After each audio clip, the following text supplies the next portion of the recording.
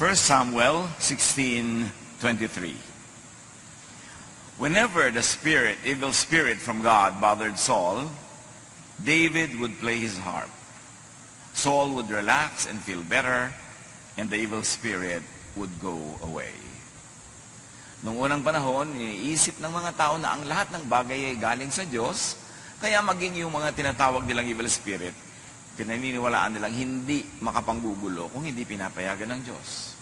At itong episode na ito, si Haring Saul masyadong bothered.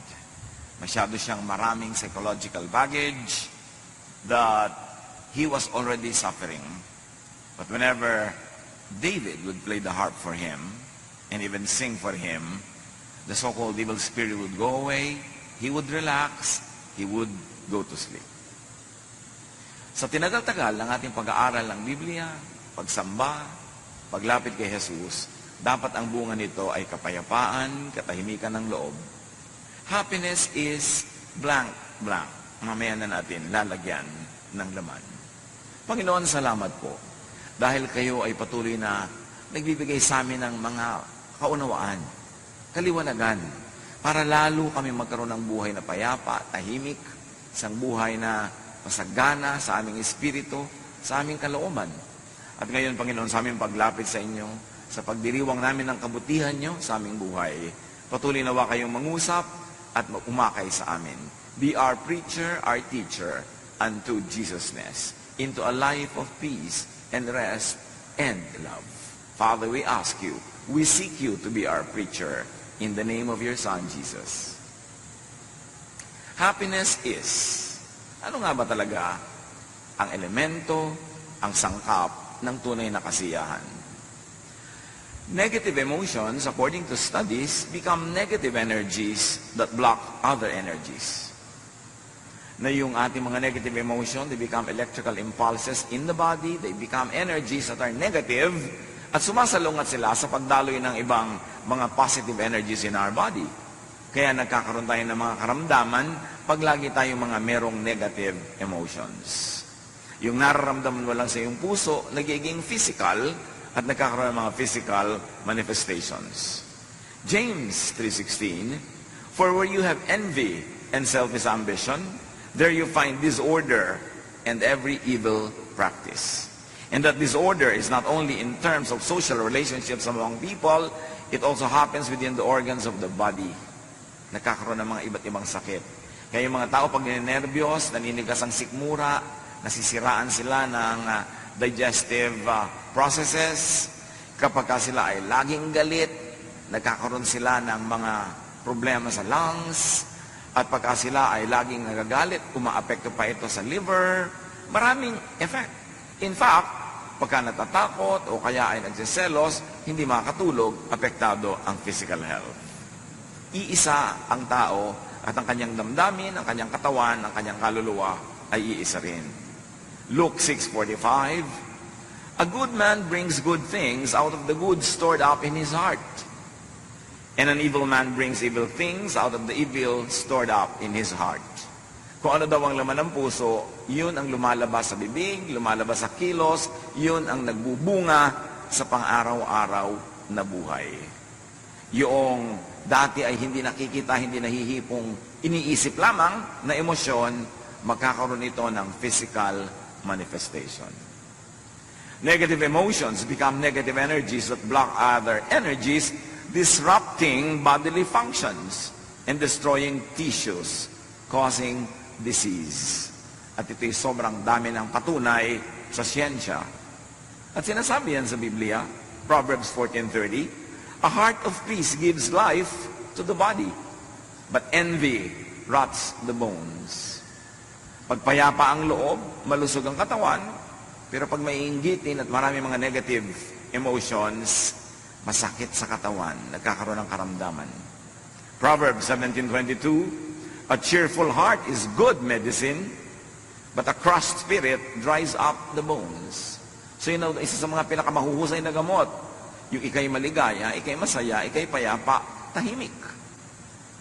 Na kung cheerful ka, kung ang iyong attitude is to find good in everything, to find happiness even in difficult situations, Yung ikaw ay optimistic, hopeful, daig mo pa ang merong maintenance medicine. Negative emotions like sadness, loneliness, depression, anger, hatred, jealousy, envy, worry, fear, at kung ano-ano pa, make you sick. Napatunayan na yan sa napakaraming mga experiments at mga observation in a scientific way. Pag mga negative ang emotions, madali magkasakit. So beware of social media na napakadali mong magalit, mainis na mga nababasa mo o napakadali mong manginis sa mga ipinopost mo. Very poisonous kung minsan yung pupunta ka lamang dyan kung ano-anong negative emotion na ang iyong madarama.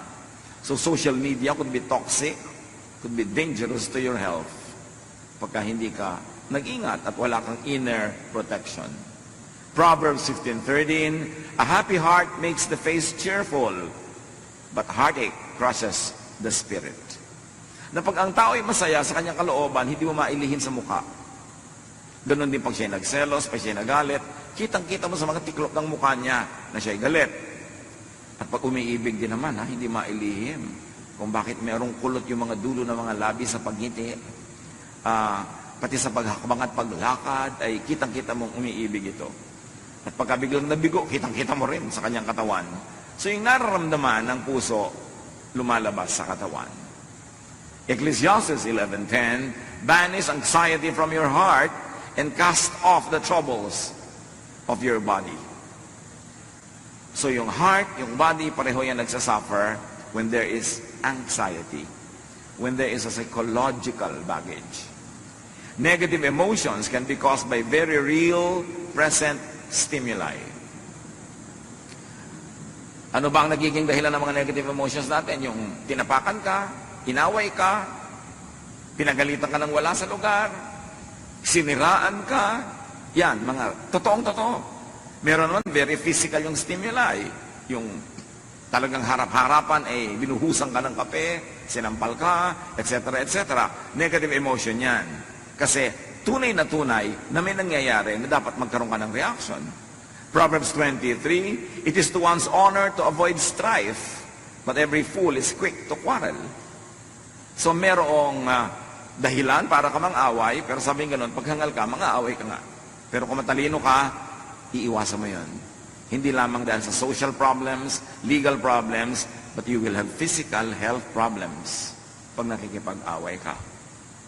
Proverbs 15:1 and 4, a gentle answer turns away wrath, but a harsh word stirs up anger.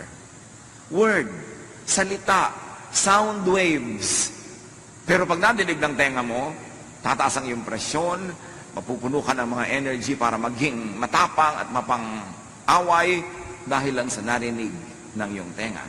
So you see how sound waves affects your brain and how your brain decodes it and turns your body into a warrior. At pagka nasa war-like mood ang katawan, toxic yon. Ang effect nun, later on, masama sa katawan na yon. The soothing tongue is a tree of life, patuloy nung verse, but a perverse tongue crushes the spirit. Napakadaling manakit ng damdamin. Magsabi ka lang ng isang salitang nakaka-insulto, nakakagalit, salita na nakakasira ng reputasyon, magagalit na agad yung nakarinig nito. Kaya tayo, pag nagsasalita, pwedeng maging blessing, pwedeng maging curse sa ating kapwa. We can receive negative words that can cause negative emotions in our hearts, but we can also release negative words that can cause negative emotions in people's lives. We are custodians of our mouths, of our tongues, and our capacity to either hurt, wound, or heal with words. Ganun tayo. Tayo yung mga mararamdamin, dinaramdam natin, ating naririnig. Ikinatutuwa yung positive, ikinalulungkot yung negative.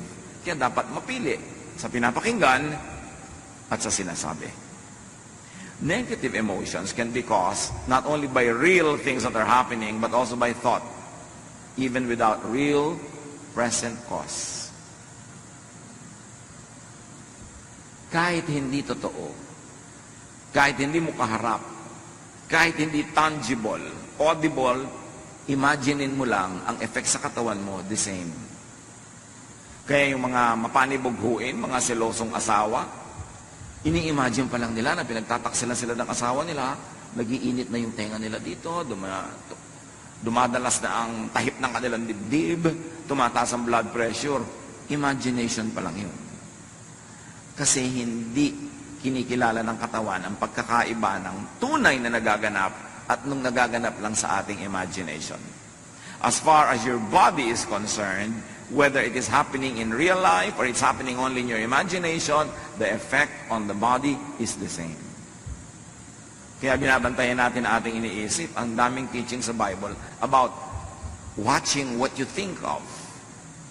Mark 7:21 to 22, for it is from within, out of a person's heart, that evil thoughts come.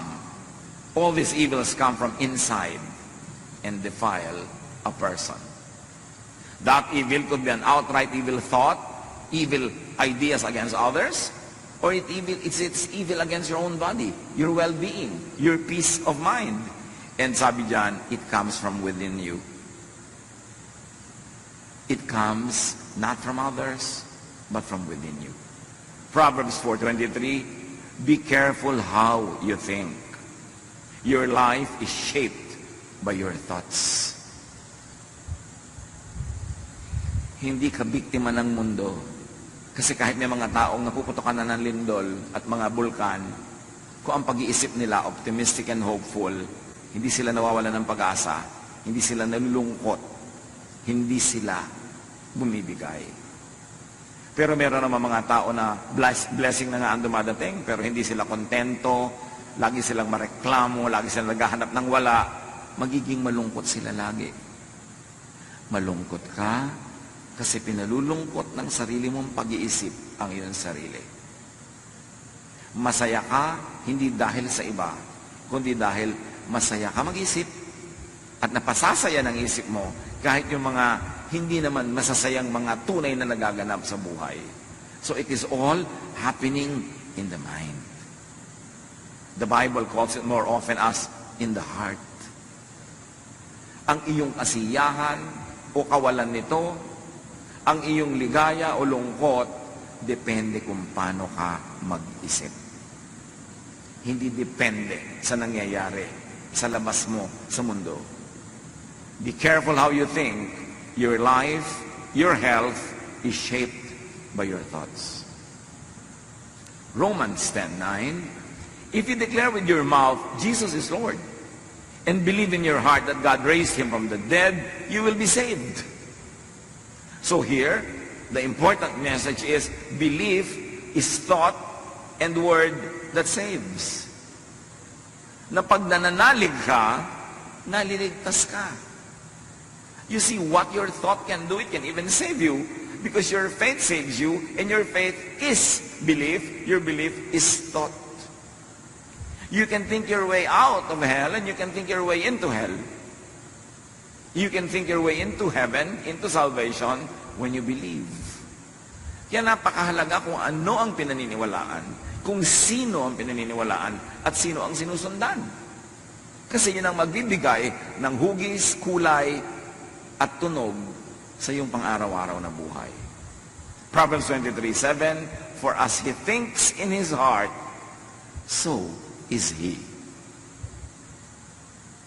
Kung ano ang tunay mong pag-iisip, kung ano ang tunay mong pag-iisip tungkol sa iyong sarili, yun ka.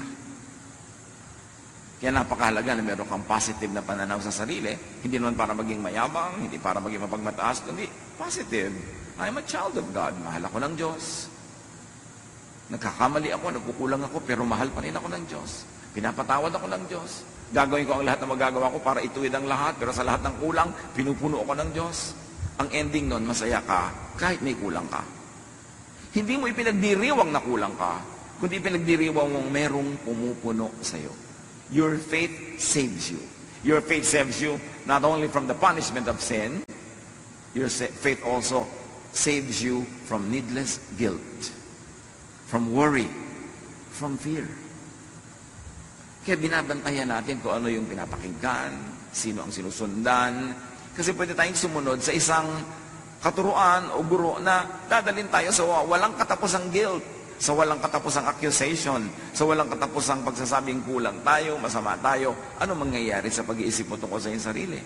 Dumadali para sa mga masasamang espiritong pasukin ng iyong puso kasi maraming fear, maraming negative emotions at yun ang kinakapitan ng mga masasamang espiritu. Negative emotions can be caused by remembrance of the negative past. Kuminsan, ang saya-saya mo na ngayon, maayos na ang buhay mo, pero maalala mo lang kung paano ka naapi ng bata ka, kung paano ka naabuso, kung paano ka na ganito at gano'n, biglang nawawala ang saya mo, nagagalit ka, nagdaramdam, at meron pa, pwede kang itulak niyan para maghiganti, para gumawa ng mali, doon sa mga gumawa sa'yo ng mali, sa kadadali ng pag-iisip na yan. Aalisin ka niya sa blessedness. Ibabalikan niya sa state of curse. Kaya napakahalaga na yung mga negative past, ipatawad na, patawarin na, hugasan na ng dugo ni Jesus, itago na sa museum, huwag nang ungkat-ungkatin, huwag nang lagi pang bayaan na makaapekto sa buhay natin araw-araw, kasi hindi ka dapat maging bilanggo ng nakaraan, lalo't kung ang nakaraan ay di naman kagandahan. 2 Peter 1:5-9, make every effort to add to your faith goodness, and may add goodness in thought, and to goodness knowledge in how to think, and to knowledge self-control, which we read as thought control. Pag pinipigil mo ang iyong isip, mapipigil mo ang paglago ng mga bagay na hindi karapat-dapat para ikaw ay mapasama, mapahamak. Pag nagsisimula ka na magalit, control your thought. Change the topic. Pag nagsisimula ka na uling lumabas na naman ang kutakot-takot ng mga negative things, control your thought. Because if you don't control your thought will control you. And as you think, you become. Kaya mayroong mga tao, sobrang magagalitin. Walang kakwenta-kwenta, galit agad. Kasi galit sa mundo. Kasi marami na siyang galit na inipon sa kanyang puso. Para kumbaga sa puso niya, isang baso. Isang patak na lang, puno na, aapaw na. Kaya kahit sino yung makapaglagay doon ng patak na nakaka-irritate sa kanya, aawayin na niya, makikipagagalit na siya. Kahit walang kabagay-bagay. Kasi puno. Kaya dapat yan na ipasa Diyos na. Kalimutan na ang mga nakaraan na hindi maganda. Yung mga sama ng loob, yung mga itinatanim nating mga tampo, alisin na kasi lagi kanyang pahihirapan. For if you possess these qualities in increasing measure, they will keep you from being ineffective and unproductive in your knowledge of our Lord Jesus Christ, the knowledge that brings you into peace. True knowledge of Jesus Christ brings you in a state of peace, of serenity, of love. Sayang ang religion na 40 years na, 35 years, 34 years, tapos hindi ka pa rin payapa, hindi ka pa rin tahimik, ang dali mo pa rin matakot, ang dali mo magalit, at ang dali-dali mong mag-guilty na parang wala kang Diyos na tagapagligtas, parang hindi ka mahal ng Diyos. Sayang ang lahat na yung pagpupagod sa mga religious activities. But whoever does not have them is blind, forgetting that they have been cleansed from their past. Tayo'y nalinis na, napatawad na, at mayroong isang one wholesale paglilinis at patawad. Nung tinanggap mo si Jesus sa iyong buhay, nanalig ka sa Kanya, pinatawad na ang lahat ng daladala mo ngayon, yung kahapon at dadalhin pa sa kinabukasan. That's why you have passed from death to life. Hindi ka na dapat laging matakot na araw-araw na naman, nawawala na naman yung kaligtasan mo na yan, kasi nga, you pass from death to life, although hindi dapat gawing lisensya para mamuhay ka ng wild. Pero nabubuhay ka, cognizant of the fact that you're human, that you do your best, but you know that it will never be enough all the time, na sa mga kulang mo, yun ang pinupunan ni Jesus, kaya kami tagapagligtas. That is what Jesus should bring you into, a life of peace, in spite of who you are, in spite of your reality, and in spite of your perfection that manifests every now and then. Hindi ka dapat magpadaya na tuwing nagkakasala ka, nagkukulang ka, eto ka na naman, taga-impyerno ka na naman, kasi minsan lang. Jesus died once for all. Pag na-appreciate natin yung tunay na kahulugan ng grasya ng Ama sa pamamagitan ng anak, magkakaroon ka ng kapayapaan kahit hindi ka naman karapat-dapat kasi wala sa ating karapat-dapat. Kaya luwalhati ng Diyos yung kanyang pagliligtas sa atin by grace through our faith in the Lord Jesus Christ. Philippians 3:13, dahil sa mga napakaraming nakaraan na mabigat at masakit, one thing I do, forgetting what is behind and straining toward what is ahead. Ganyan daw dapat ang pamumuhay para magkaroon ka ng happiness. Kalimutan mo na yung hindi maganda, yung masakit sa nakaraan, at ang iyong pagsikapan ay yung makarating pa sa napakaraming magandang plano ng Diyos para sa iyo. Move toward what is immediately ahead. Huwag din naman yung too far off. Kasi pag sobrang layo din ng iyong projection, sobrang layo ng iyong iniisip, magwo-worry ka na naman yan.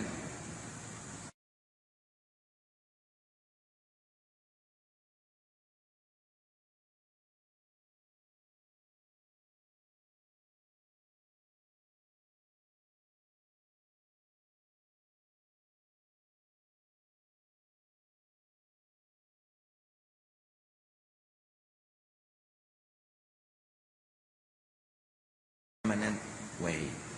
And that permanence is not dependent on your performance. It is dependent on the performance of Jesus on the cross. Kaya meron ka dapat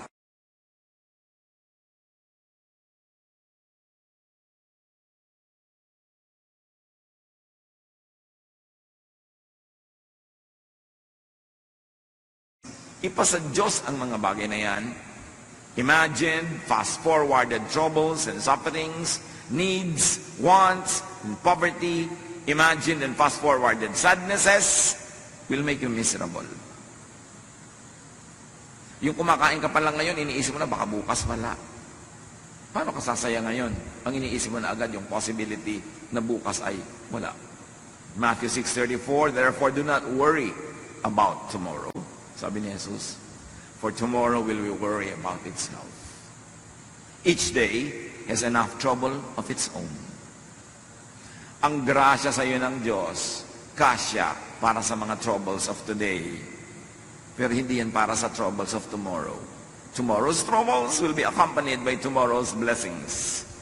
Tomorrow's needs will be accompanied by tomorrow's provisions. But when you divide your provision for today between the need of today and the need for tomorrow, both today and tomorrow, you will have only one half. You will be lacking all the time. May tamang panahon. Hindi naman sinasabing huwag kang magplano para sa future, maging pabaya ka na lang. Pero magtanim ka para sa future, pero pagkatanim mo, diligan mo, ayusin mo, huwag ka mag-worry about it. And then kainin mo yung binibigay ng Diyos para sa iyo today. Proverbs 27:1, do not boast about tomorrow, for you do not know what a day may bring forth. So kung masyadong isipin nyo ang layo-layo pa, kasi hindi mo nga alam kung buhay ka pa pagdating ng oras na yun. Pinroblem tayo sa pa ngayon, nabawasan pa yung happiness mo na dapat for today, lugi ka. James 4:13-14. Now listen, you who say, today or tomorrow we will go to this or that city, spend a year there, carry on business and make money. Why? You do not even know what will happen tomorrow. So meron kang general plan for the future, but you don't become too obsessed with it. May preparation ka, generally speaking, when it comes, but you don't destroy your today worrying about tomorrow.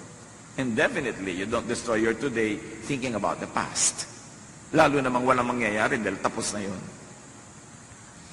Thought, remembrance, imagination are read by the body the same way as it does very real and very present stimuli. Yung mga guni-guni, mga gunita, mga imahinasyon, kahit hindi yan nangyayaring totoo, pag iniisip natin, ang interpretation ng katawan natin, totoong nangyayari. Kaya yung katawan, nagre-respond, sumasagot. Kaya kung iniisip mo isang bagay na nakakatakot, adrenaline is released into your bloodstream kahit hindi kailangan, Kaya pag nag-isip ka ng mga bagay na nakakatakot, nakakagalit, mamaya pagod na pagod ka. Kasi yung adrenaline was released into your blood system. At ang ending nun, pagod ka. Bantayan ang iniisip. Yung mga nag-iisip ng problema, at least kung problema ang darating sa future, they suffer at least twice. They suffer now thinking about it, and they suffer pag dumating na yung oras na yun. Isa yan sa mga burdens ng pagmamahal. Pag may mahal ka, ang laging fear mo, baka siya mamatay. So kasama mo siya ngayon, baka siya mamatay. Pero buhay na buhay pa siya. So yung katawan mo, nagre-response sa idea na yon. Nalulungkot na siya, nagwo-worry na, tapos bukas baka siya mamatay. Iniisip mo yon. 50 taon mong kasama sa buhay. Isipin mo, 50 taon mong iniisip mo baka siya mamatay. So pag namatay na talaga yan, doon ka ngayon magre-respond na naman ng totoo. So 2 beses ka nag-suffer. Before and during. And the before could be a lot of days, a lot of years. Ang dami natin laging iniisip. Kaya kung minsan yung iba, nasa bakasyon, iniisip na ko pag uwi ko, baka marami kong problema. Huwag mo naman naisipin pag uwi mo na. Kasi nasa bakasyon ka, hindi ka nag-enjoy. Yung problema, ang iniisip mo, pagdating mo may problema nga, 2 beses ka nag-suffer. Paano kung pagdating mo walang problema? At least you suffered already once, imagining it. Yung pala naman, hindi mangyayari. Mga anak ng Diyos, isa yan sa mga dapat nating mapagsanayan to control our thoughts. Kung saan mo pinapayagang dalhin ka ng thought mo, doon niya dadalhin ang katawan mo, ang kalusugan mo, ang ugali mo at ang asal mo. The body reacts accordingly to your thoughts. Kaya tingnan mo, pagka ikaw ay seloso sa iyong mahal sa buhay, o selosa ka, kahit wala siyang ginagawa, inaaway mo na. Kahit wala siyang ginagawa, hindi mo man awayan, nakasimangot ka. Pag uwi, nakasimangot ka, wala kang gana. Kasi inimagine mo, meron siyang kalaguyo kanina sa mall. Imagination mo pa lang yun, pero naapektuhan na yung asal mo. Bibigyan mo asawa mo ng kape, malamig. Bakit malamig, dear? Pag-initan mo. Diba? Bakit ka ganyan? Kasi ini-imagine ko may kasama ka. Yung ganon. Pero hindi mo naman siyempre aaminin na may ini-imagine ka. Ang masama nun, yung wala naman pala, nagdusa ka na. Ngayon, kung meron talaga, sabi mo, Pastor, paano kung meron talaga? Doon ka lang magdusa. Pag nalaman mo na. Pero hindi mo pa alam, nagdudusa ka na, di ba lugi ka niyan? Paano ko pong mapaghahandaan? Wala naman talaga nakakapaghanda sa ganyan. Meron ba talagang napigil pagka gusto? Naku, hayaan mo. Gumawa ka ng buhay mo, masaya ka, productive ka, para kung sakali mangyari yon, hindi ka pilay na pilay na pilay. Yan ang sinasabing, maganda ka sa future, pero don't be obsessed with the future. Yung paano po kaya pagka nagluko yung asawa ko, mga 10 years from now, ngayon in love sa akin, pero ang dami ko na pong nakitang pagkatapos, iniiwan yung asawa, ano pong paghahanda ang gagawin ko? Mag-gym po ba ako? Magpapasexy ako? Magpapaganda ako? Ang dami magagandang iniiwan pa rin. Gusto mo maghanda? Pero ipanalangin mo huwag matuloy. Maghanap buhay ka. Kailangan may pera ka. Para pag iniwan ka, hindi ka gutom. Ngayon, hindi ka iniwan, di doble pera nyo, masarap. Dapat nag-aanda ka, hindi yung negative na puro fear, wala ka namang ginagawa. Imagine, and you will feel. Imagine in your body experiences very physical effects of thought. Kaya yung halimbawa, matatakotin, sa gabi ayaw matulog mag-isa, ayaw patay ang ilaw. Sa kabilang kwarto, meron kang isang kasambahay doon na tahimik at masarap ang tulog, ikaw hindi. Bakit? Anong pinagkaiba? May multo ba sa kwarto mo at sa kanya wala? No. Magkaiba kayo mag-isip. Tinatakot mo ang sarili mo.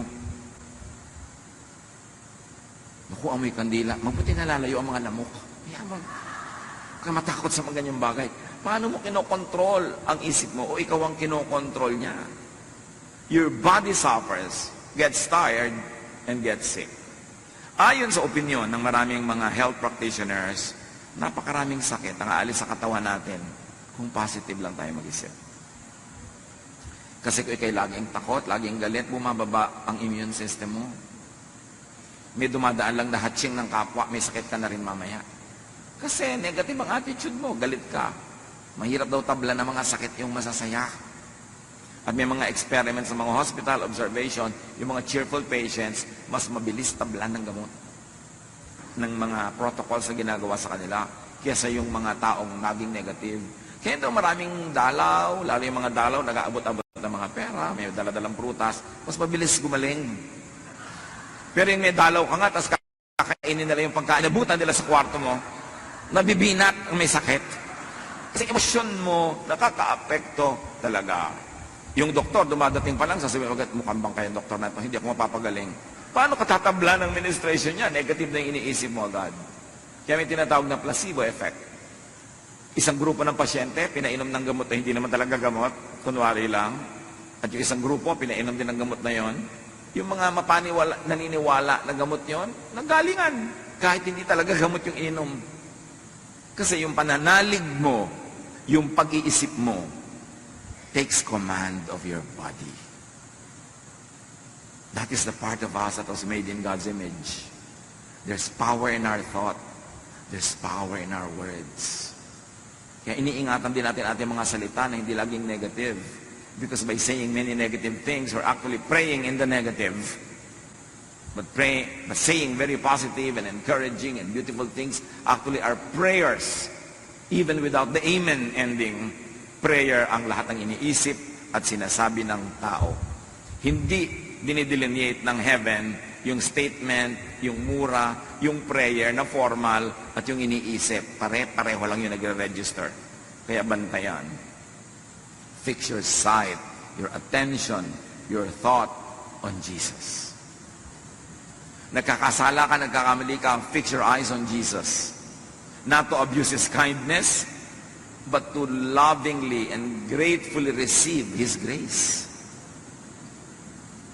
Hebrews 12, 1-2. We must get rid of everything, and I say every thought that slows us down, especially the sin, and if we may read it as negative thought or lack of faith, that just won't let go. And we must be determined to run the race that is ahead of us. We are reading the verse in the context of our topic, because it could be read many ways. Dahil napaka-general and universal ng mga ideas that can find many applications in daily life. So we must get rid of every thought that slows us down, especially negative thought, lack of faith, na ipinagpipilitang maghari sa ating isip. We must keep our eyes on Jesus, who leads us and makes our faith complete. Colossians 3:2, set your mind on things above, on what brings peace, not on earthly things, or on what brings vexations and trouble. Psalm 94:19, when anxiety was great within me, your consolation brought me joy. You see, what do you focus on? Sabi ng Psalm 94:19, nung ako'y binabagabag ng mga alalahanin ko, ang pag-iisip ko sa inyo, ang pagtuon ng isip sa inyo, ang pagbibigay nyo ng ginhawa sa aking kalooban, ang siya ko nagiging lakas. So kanino ka nagpo-focus? There's the problem, but there is God.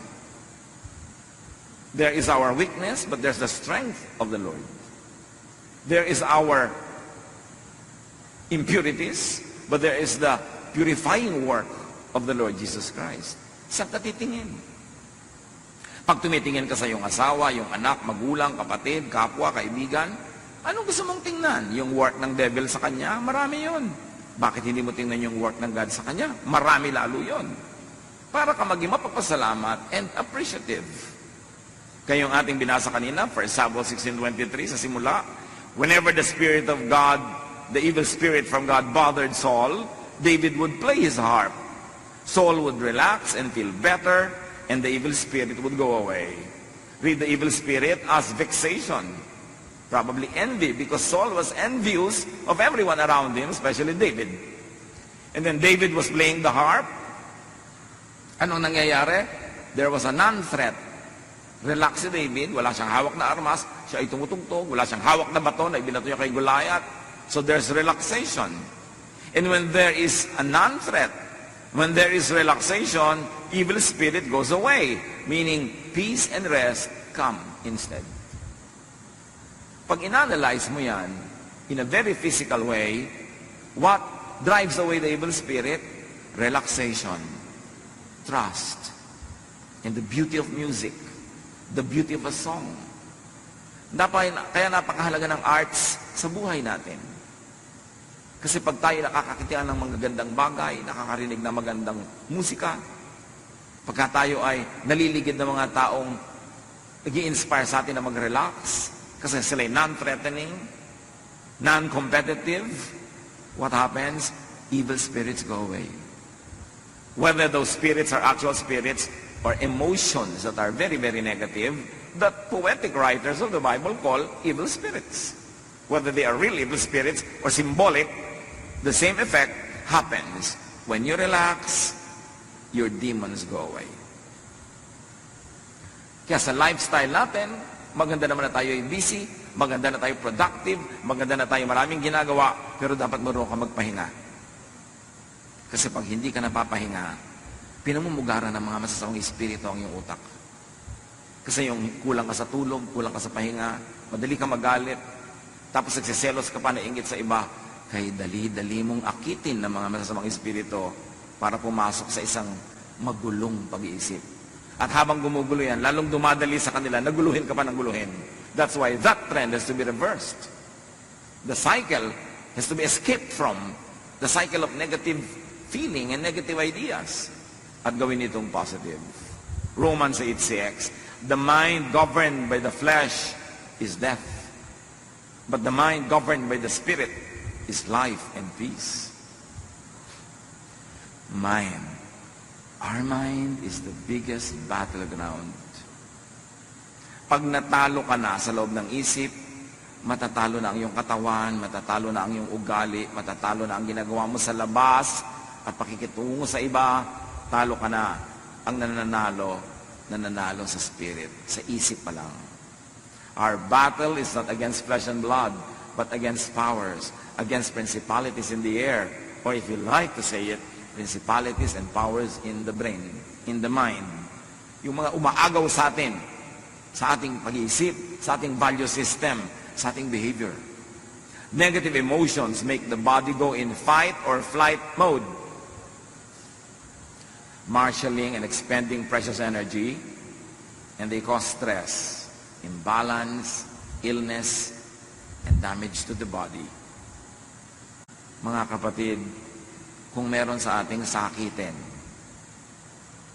may dumaan lang na ibon, may sakit ka na. May konting alalahanin lang, sobra ka ng inuubo, laging masakit ang ulo, masakit ang bewang, masakit ang paa, masakit lahat. Paki-review ang paraan ng inyong pag-iisip. Baka kayo malungkotin, madrama, masuspetsa, maselos, lalo mainggitin. Napakarami mga mainggitin, lagi may sakit.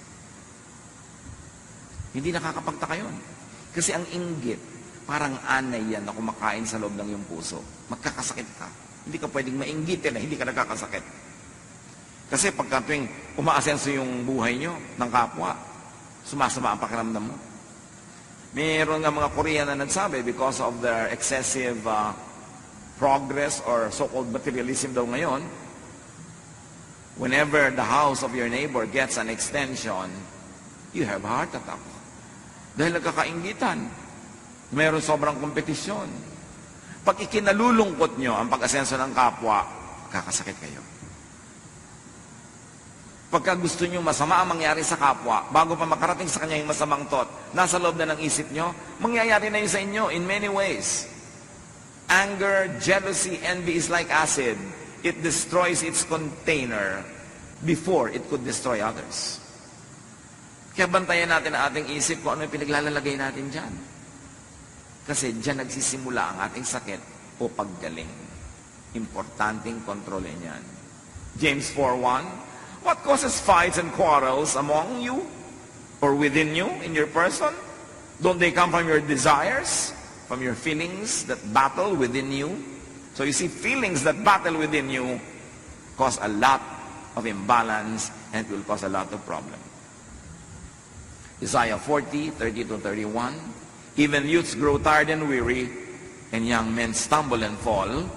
But those who hope in the Lord will renew their strength, will renew their thought, will renew their emotions, because those whose thoughts are in the Lord become well.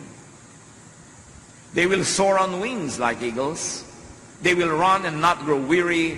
They will walk and not faint. At ano lahat ang source nun? When you hope in the Lord. When you are positive. When you believe, you will have abundant, even above normal strength. You will run and not be weary, sabi in a poetic way. You will always renew your strength. Why? Because you hope in the Lord. Nananalig ka, kumakapit ka sa Panginoon, madilim man, sumusunod kang nakakapit sa Kanyang nagtitiwala, dumadaan ka man sa mga hirap, alam mong may pag-asa, at lalabas ka rin dyan sa lalong madaling panahon. These are the people who emerge from their troubles. It's a matter of how you think. 1 Peter 5:8, be alert and of sober mind, which really means watch your thoughts.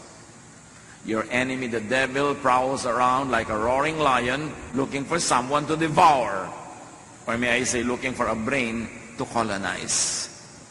Mag-iingat ka sapagkat ang kaaway mo, ang diablo, ay nagmamanman, naghihintay lang ng pagkakataon para pasukin ang utak mo.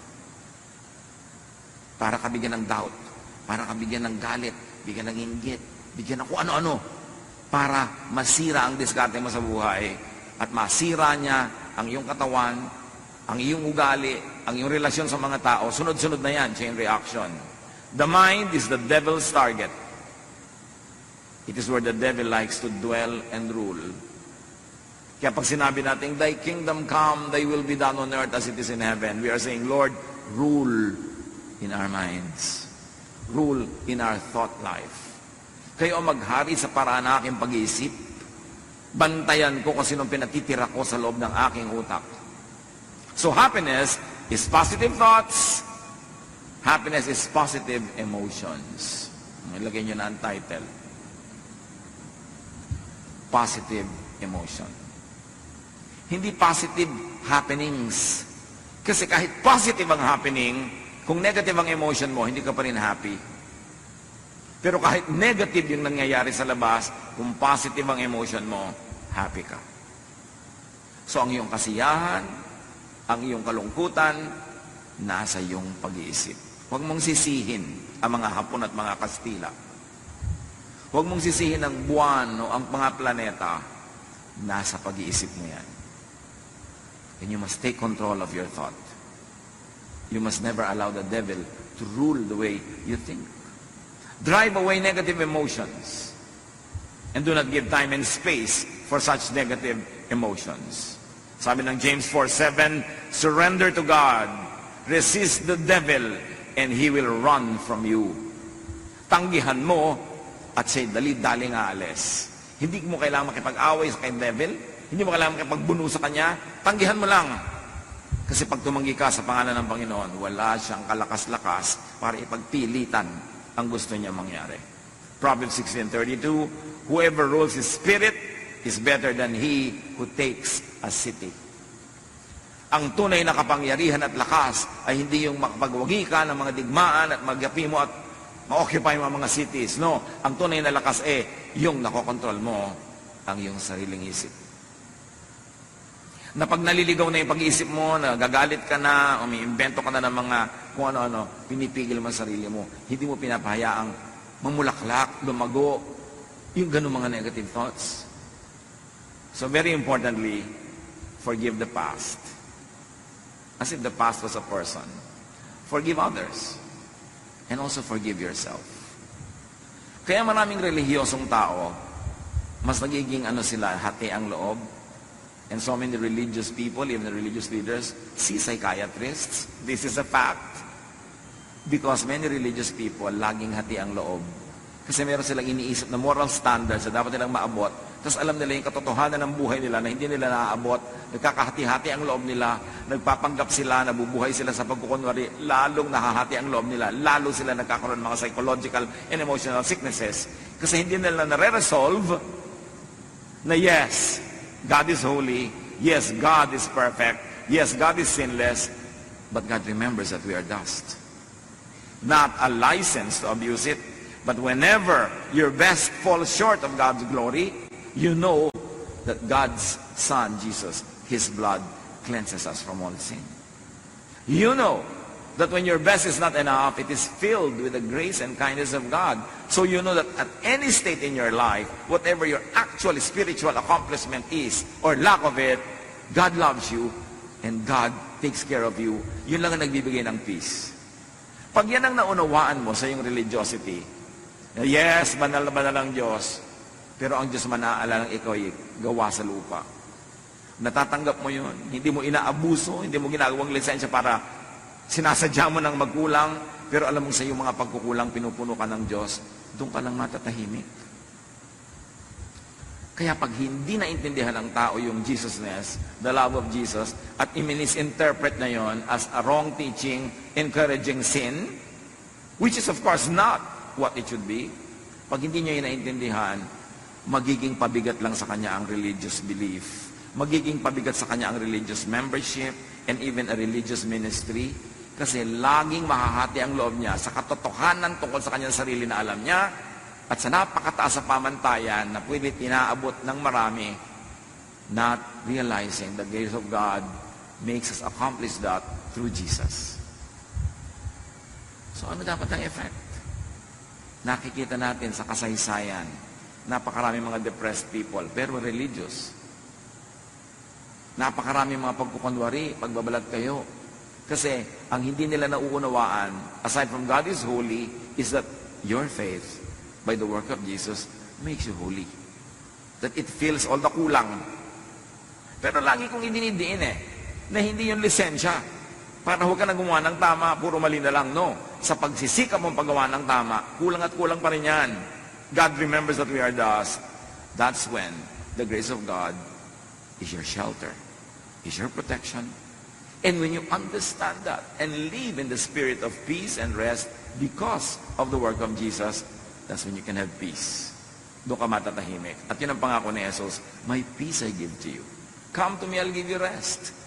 Paano ka magkakaroon ng peace and rest kung lagi kang uusigin ni Jesus dahil may kulang ka? Kundi, no. The blood of Jesus cleanses us from all sin.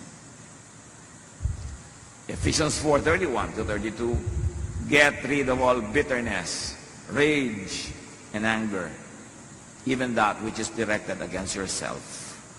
Kasi marami mga tao bitter against themselves, overly guilty about their imperfection.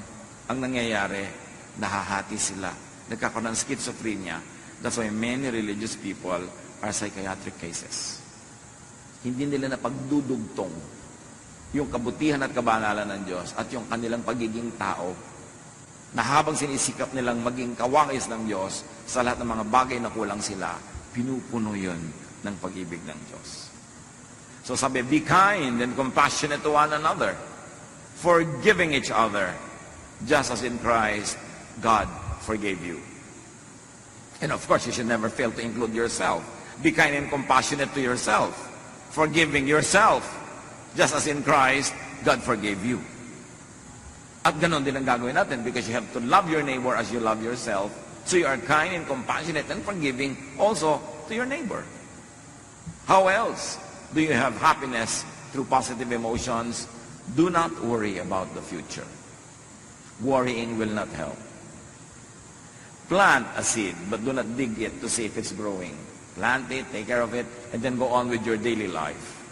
Philippians 4:6-7, do not be anxious about anything, but in every situation, by prayer and petition, with thanksgiving, present your requests to God. And I'd like you to focus on the thanksgiving, because the thanksgiving is how Jesus prayed. I thank you, Father, that you heard me. Ganun na agad. Nagpapasalamat because wala siyang duda na mabait at mabuti ang Diyos. At ano daw ang bunga pag ganon? And the peace of God, which transcends all understanding, will guard your hearts and your minds in Christ Jesus. Malinaw yung transcends all understanding. Magkakaroon ka ng peace kahit lahat ng logic tells you that you should be bothered and troubled. It goes against logic. But yes, God will give you that peace when you trust in Him. So be positive, be hopeful about the future. Huwag yung gamitin ang relihiyon na panakot about the future. Be positive and hopeful about it because God said, I will never leave you. I will never forsake you. Romans 12:12, be joyful in hope.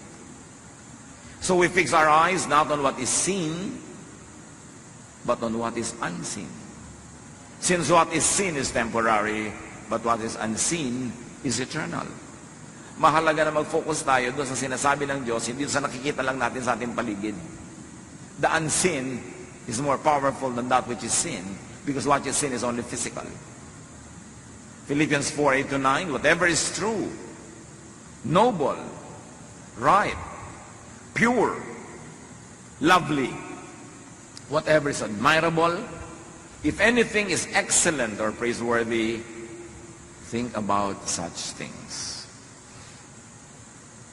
Choose your focus. Kung mag-iisip ka na rin daw, pagtuunan mo kung ano yung totoo, ano yung marangal, ano yung tama, ano yung dalisay, ano yung maganda at kahanga-hanga. Yun ang isipin. Mag-iisip ka tungkol sa tao, yun ang isipin mo. Iisipin mo yung anak mo, yung asawa mo, magulang mo, yun ang isipin mo. Kasi hindi ka maubusan ng makikitang magandang dapat ipagdiwang. Pero pag ang titingnan mo yung negative, nakakasama ng loob, nakakagalit, may makikita ka rin. So it's not a matter of what is there, but what you choose to see. That is what you will see. At sabi, and the God of peace will be with you. Pagka marunong kang pumili ng pagtutuunan ng pansin, ng usapan, ng iyong imagination, piliin mo kung ano yung nagpapasaya sa'yo. And the God of peace will be with you. Very importantly, to be happy, live in the now. Not in the past, not in the future, in the now. Yung needs mo now, meron yung provision. Yung needs mo in the future, pag inisip mo ngayon, magwo-worry ka. Lalo naman yung mga needs mo in the past na pinagluluksa mo pa hanggang ngayon, parang kailan ka makakalaya mula doon? Psalm 1:18-24, this is the day that the Lord has made. We will rejoice and be glad in it. This is the day we will be glad in it. I will not worry about tomorrow. I will not mourn about the past. I will live in the now. Because God's provisions for now is all more than sufficient for now. Lamentations 3:22-23, the steadfast love of the Lord never ceases. His mercies never come to an end. They are new every morning. Great is your faithfulness. So the love of the Lord is new every morning. The mercies of the Lord are new every morning. The provisions of the Lord are new every morning. So tomorrow morning, you will receive those provisions. Don't worry about it now. Let others also enjoy positive emotions. Set others free to enjoy positive emotions. Meaning, huwag ka naman mang-asar. Huwag kang manggalit. Huwag kang manginggit. Huwag kang gumawa ng mga bagay na ikaiinis, ikagagalit ng iyong kapwa. Maawa ka rin sa kanya. Kasi bawat tao, survivor. Hindi mo alam kung anong pinagdaanan niya kahapon. Hindi mo alam kung anong pinagdaanan niya kahapon, nung nakaraang taon, nung nakaraang 10 taon. So payagan mo naman siyang sumaya ngayon. Kung pwede mo siyang huwag guluhin ngayon, huwag mo na siyang guluhin.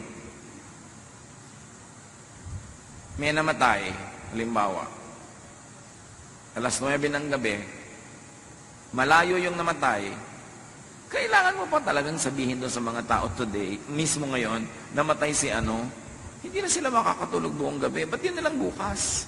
Total patay na. Hindi naman sila yung embalsamador.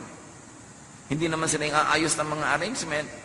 Ibabalita mo pa ngayon, maawa ka naman, patulugin mo na lang bukas na ng umaga, pwede ba? Kasi wala na namang maiiba eh. Hindi lang siya makakatulog buong gabi. Meron tayong mga komisan, makapagsalita ka lang, makapagbalita ka lang. Alam mo na makakagulo sa kapwa, pwede namang i-delay pa, ibibigay mo na agad. That's unkind. Unless stakeholder yung tao, unless yung kanyang immediate attention and knowledge of it would change and make things change for the better. Pero may mga bagay na ipinagpapabukas na. Kasi naaawa ka doon sa taong hindi na lang makakatulog ngayon. May mga bagay na hindi mo na ikinukwento. Yung mga, alam mo ba, doon sa kabilang mesa, pinag-uusapan ka, ganito ka daw, ganon. Ano ginagawa niyo tungkol sa mga matatabil na dila na yon? Tapos itong tao masaya, gagalitin mo, mawawala yung saya niya dahil pinaadating mo sa tenga niya yung mga nakakagalit na bagay na malaman man niya't hindi, cannot change the universe. Ibabalita mo lang sa tao yung negative kung nanganganib ang kanyang buhay at meron siyang dapat gawin para maligtas o meron siyang pwedeng magawa para ayusin ang situation. Pero for the sake of just being informed, maawa ka sa tao na kung minsan sandali na lang siyang sumasaya, bihira na lang ang panahon na siya ay makapahinga, bubuhusan mo pa ng mga bagay na negative, yung isip niya, balik na naman siya sa gulo. We should be kind to one another. Hindi yung ma-unload mo lang yung problema mo, ay naku, salamat naman, gumaan ang loob ko. Nasabi ko sa iyo, oo nga kasi loob ko ang bumigat. Gumaan nga ang loob mo at may expense. May mga ganun, huwag kang pagaan ng loob mo, tapos ibubunton mo lang sa iba. O kaya, hindi rin naman gagaan yung loob mo, bubuntunan mo pa siya, idadamay mo pa. Ang dami-daming ipinagdurusan ng tao. Kung kaya mo na huwag nang dagdagan pa yon, huwag mo nang dagdagan. May mga tao na yung sinasabing the straw that broke the camel's back. Alam niyo mga camel, kinakargahan niya ng napakaraming mga damo na binubuhat niya. Takala ng tao ang lakas-lakas niya. Meron naman nagdagdag ng isang straw na lang, natumba na yung camel. Kasi isa na lang pala ang idadagdag mo, tutumba na siya. At sa buhay natin, ang mga kapatid may ganun. Yung bang ang dami mong dala, ang dami mong lungkot, ang dami mo nang alalahanin. Kung pwede lang sabihin sa mga tao, please, kung may sasabihan ka na magdadagdag ng lungkot ko ngayon, huwag na muna, hindi ko na kayang madagdagan to. Baka masampal na kita. Kahit hindi ikaw ang may kasalanan, nagdidilim na kasi ang isip ko. No? So, please lang, huwag muna akong dagdagan ngayon. Mga kapatid, makiramdam naman tayo. Makiramdam tayo. Lalo itinetext mo lang yung problema. Naiinis ka sa kapitbahay mo, ite-text mo pa doon sa pinsan mo. Hindi mo alam kung ang dami na niyang dala ngayon eh, dadagdagan mo pa. Hindi mo pwede sarilinin mo na lang yung inis mo sa iyong neighbor. Ba't kailangan mong ipasa? Be kind. Luke 17:3. If your brother or sister sins against you, rebuke them. Sino daw nire-rebuke? Kung sa'yo talaga nagkakasala. Haba, nakatapak yung paa niya sa'yo, ang bigat-bigat ng bakya niya. Rebuke them. Kasi ikaw yung natatapakan. Pero hindi naman ikaw yung naapektuhan, hindi ka sa kanya nagkakamali. Huwag kang mag-rebuke na mag-rebuke. Akala naman natin, kung mo churchmate mo, rebuke ka na lang rebuke. Sabi, if your brother or sister sins against you, yung ikaw talaga ang directly, significantly affected and damaged, rebuke them. And if they repent, forgive them. Pero hindi ka rin rebuke ng iba na hindi naman siya sa'yo nagkakasala. Hindi ko mo member mo rin ng the same church or fellowship, ikaw na to si Mrs. Madam Rebuke, si Mr. Rebuke, na pinapabigat mo ang damdamin ng mga tao, imbes unahin mo muna silang tulungan. Help others have and enjoy positive emotions. Kasi marami ng dala ang kapwa. Romans 15:2, each of us should please our neighbors for their good to build them up. So stop scaring people. Stop making others worry. Stop provoking others into negative emotions. Kung hindi kailangan, huwag na tayong manakot. Huwag na tayong manggalit. Huwag na tayong magdamay. Kasi ang mga tao, marami ng dalahin. Jesus wants you happy. Pero mangyayari lang yon pag sumunod tayo sa paraan ng pag-iisip niya. Forgive. Forget the past. Be hopeful. Be positive. Be filled with love. And that is the way to happiness. Pag hindi tayo masaya, mga kapatid, tayo ang 99% na dahilan. Paraan ng pag-iisip, paraan ng ating ugali. At remember, kung tayo mga masasakitin, reviewin ninyo ang inyong pag-iisip, mga kapatid. Ang ating mga emotion, because mind over matter talaga yan. And Jesus wants you well. That's why be changed by the renewing of your mind. Panginoon, salamat. Salamat po dahil kayo ang aming doktor at kayo nakakaalam ng unang dapat gamutin ay aming isip. That is really mind over matter. Gamutin ang paraan ng pag-iisip namin. At nasa gayon, with positive thoughts, our bodies are aligned with the energies that come from heaven. Our immune system becomes stronger. We are able to absorb in a better way all the food that we eat. At Panginoon, aming katawan, sumusunod sa aming isip. Turuan niyo kami maging watchful in the way we think. Pagbulay-bulayan natin mga kapatid, ang very personal application nito sa ating mga buhay.